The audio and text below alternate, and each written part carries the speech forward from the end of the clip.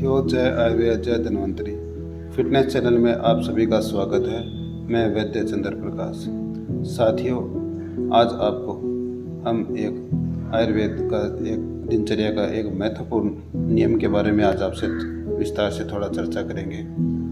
साथियों, जिसे आयुर्वेद शास्त्र में कहा है कि व्यक्ति को ब्रह्म मुहूर्त में उठ जाना चाहिए। साथियों, सबसे पहले तो ये ब्रह्म मुहूर्त होता क्या है, इसका क्या महत्व है, ये अपने को जानने की बहुत आवश्यकता है। क्योंकि अगर अपने ब्रह्म मुहूर्त को जान लिया तो आपके शरीर की आदि व्याधियाँ तो ब्रह्म मुहूर्त में उठने से ही समाप्त हो जाएंगी। साथियों, आजकल जो दिनचर्या है, सबसे ज़्यादा गड़बड़ अपनी दिनचर्या में है। अपन रात्रि को देर तक रात्रि जागरण करते हैं और सुबह लेट उठते हैं। साथियों, अगर आप रात्रि में देर तक रात्रि जागरण करेंगे तो आपके जो वात है वो कुपित होने का पूरे चांस है। एक नया ट्रेंड आया है जो देखने में मिलता है कि लोग बाग रात्रि में 11-12 बजे के बाद में भी फ़ोन देखते रहते हैं या फिर देर तक जगते रहते हैं। साथियों, रात्रि में 12 बजे के बाद में अगर आप जग रहे हैं तो आपके जो वात दोष है वो प्रकोपित होने के पूरे चांस रहते हैं। और आप अगर रात्रि को 12 बजे के बाद में जग रहे हो तो आप सुबह समय पे नहीं उठ पाओगे। और सुबह का जो ब्रह्म मुहूर्त है, अगर आप ब्रह्म मुहूर्त में नहीं उठते हो तो फिर आपके शरीर में बहुत सी व्याधियाँ आगे जाकर के जन्म ले लेती। तो आज हम इस वीडियो के माध्यम से आपको ब्रह्म मुहूर्त का महत्व बताना चाहते हैं कि ब्रह्म मुहूर्त क्या है, किसको अपन ब्रह्म मुहूर्त बोलते हैं, उसके क्या फायदे हैं।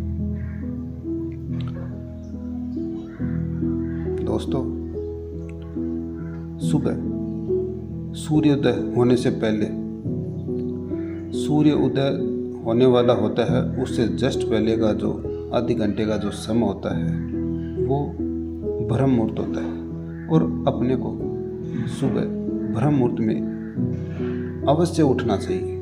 अगर अपन ब्रह्म मुहूर्त में नहीं उठ रहे हैं तो हम अपनी जो दिनचर्या की जो ऋतुएं हैं वो प्रभावित हो रही है, अपना जो विहार है वो प्रभावित होता है, अपना जो आहार है वो भी प्रभावित होता है। इससे अपने जो वात पित्त कफ तीनों दोष हैं उनके कुपित होने की संभावना बढ़ जाती है। इसलिए दोस्तों, आपको एक बार ब्रह्म मुहूर्त में उठ जाना चाहिए। अगर आप एक बार ब्रह्म मुहूर्त में उठ जाते हैं तो आपके शरीर की जो फिजिकल एक्टिविटी है वो अच्छे प्रकार से होती है। आपकी जो मेटाबॉलिक क्रियाएं हैं बॉडी की वो अच्छे प्रकार से एक्टिव होती हैं। आपके बॉडी के जो एंजाइम हैं, हार्मोन हैं, वो अच्छे प्रकार से वर्क करते हैं। आपके शरीर के जो टॉक्सिन हैं वो समय के ऊपर बाहर निकल जाते हैं। आपके शरीर में प्राणवायु का संचार होता है। साथियों, सुबह उठ करके ब्रह्म मुहूर्त में उठने से जो हमें प्राणवायु अपने शरीर में जाती है वो अपने रक्त को शुद्ध करती है। और वो सुबह की जो ब्रह्म मुहूर्त की जो प्राणवायु है वो उसका ज़्यादा महत्व है पूरे दिन की जो प्राणवायु है उसकी तुलना में। वो एकदम प्योर होती है और वो अपने शरीर में एक अलग ही इफेक्ट लाती है, जिससे अपना शरीर पूरे दिन भर ऊर्जावान बना रहता है, एनर्जेटिक बना रहता है। अपने शरीर की सारी मेटाबॉलिक क्रियाएं हैं वो सही प्रकार से होती हैं। कोई टॉक्सिन अपने शरीर में इकट्ठा नहीं हो पाते हैं। अगर हमारे शरीर में टॉक्सिन मेटाबॉलिक क्रियाएं अपनी सही प्रकार से नहीं होंगी, अपने हार्मोन, अपनी ग्रंथियां सही प्रकार से कार्य नहीं करेंगी तो अनेक प्रकार की व्याधियां आगे जा कर के हमें होने वाली है। इसीलिए दोस्तों, अपने को एक बार ब्रह्म मुहूर्त में अवश्य उठ जाना चाहिए।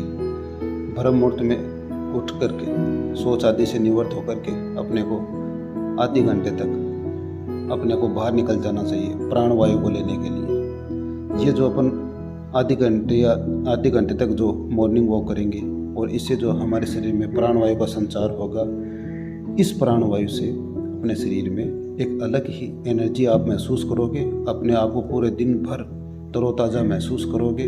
आप ये प्रैक्टिकल कर सकते हो और प्रैक्टिकल करके आप हमें ज़रूर बताना कमेंट बॉक्स में कि आपको इससे क्या क्या लाभ हुए।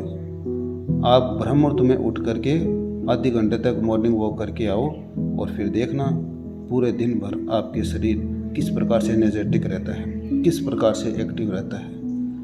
ब्रह्म मुहूर्त में उठने से अपने शरीर के सारे चक्कर, जो 6 चक्कर हैं, वो एक्टिव होते हैं। नर्वस सिस्टम अपना एक्टिव होता है।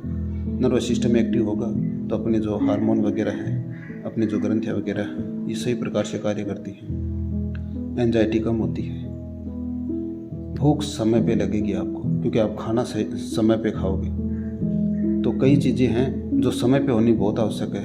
अगर आप रात्रि को लेट तक जागते हो तो आप वात दोष को प्रकोपित करने की कोशिश कर रहे हो और ये बढ़ा हुआ वात आपके तीनों दोषों को प्रभावित करेगा और फिर आगे जाकर के आपको कई प्रकार की व्याधियाँ होने की संभावना है। अतः रात्रि में लेट तक जागरण नहीं करें। 12 बजे के बाद में व्यक्ति को रात्रि जागरण नहीं करना चाहिए और सुबह ब्रह्म मुहूर्त में जल्दी उठ जाना चाहिए। अगर आप लेट तक जागरण कर रहे हो तो आप सुबह ब्रह्म मुहूर्त में नहीं उठ पाओगे और ब्रह्म मुहूर्त में नहीं उठ पाओगे तो फिर कोई भी काम आपका सही प्रकार से नहीं होगा। इसलिए व्यक्ति को एक बार ब्रह्म मुहूर्त में अवश्य उठ जाना चाहिए, चाहे बाद में आप वापिस से सो जाओ, लेकिन एक बार व्यक्ति को ब्रह्म मुहूर्त में उठ करके, ब्रह्म मुहूर्त का जो समय है 5, 5:30, 6 बजे तक का अपन मान सकते हैं। 5 बजे से लेकर के यानी सूर्य उदय होने से जस्ट आधे घंटे का जो पहले का जो समय है, आधी 1 घंटा मान लो आप, वो समय ब्रह्म मुहूर्त होता है। उसमें व्यक्ति को एक बार उठ जाना चाहिए, बिस्तर को छोड़ देना चाहिए, ताकि अपने शरीर की जो मेटाबॉलिक क्रियाएं हैं वो सही प्रकार से एक्टिव हो सके, सही प्रकार से कार्य कर सके, अपने शरीर में कोई टॉक्सिन इकट्ठा ना हो।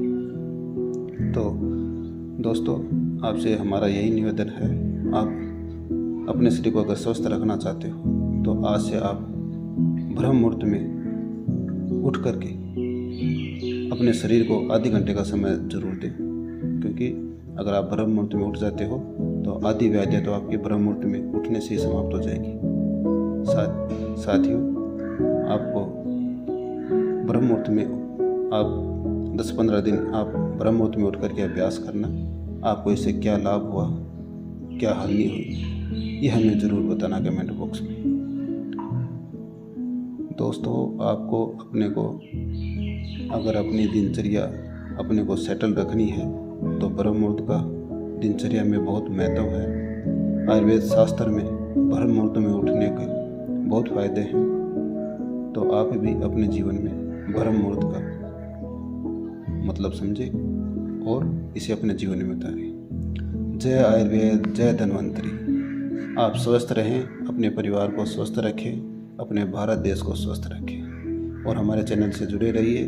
आप तक हम अपने वेद पुराणों में और अपने जो शास्त्रों में अपने स्वस्थ रहने के लिए जो भी ओरिजिनल बातें कही है, हम आप तक उनको पहुंचाएंगे। आप हमारे चैनल को सब्सक्राइब कर लीजिए, लाइक कीजिए, शेयर कीजिए, ताकि और भी लोगों को फ़ायदा हो और ये भारत देश, संपूर्ण भारत देश अपनी प्राचीन चिकित्सा पद्धति आयुर्वेद, योग आदि के माध्यम से स्वस्थ रह सके। जय आयुर्वेद, जय धन्वंतरी।